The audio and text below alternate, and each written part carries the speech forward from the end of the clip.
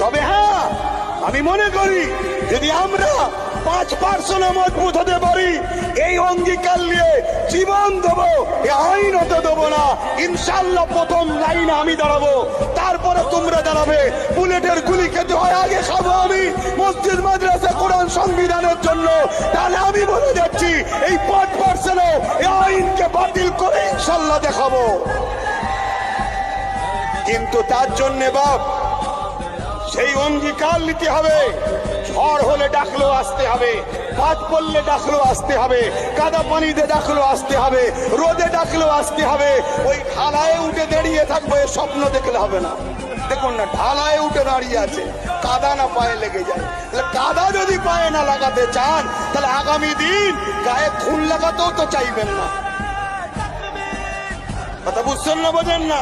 সে নিজের হোক আর দুশ্মনের হোক, লাগাতে তো চাইবেন না। তাহলে কি করে হবে? কথা কি খারাপ লাগছে?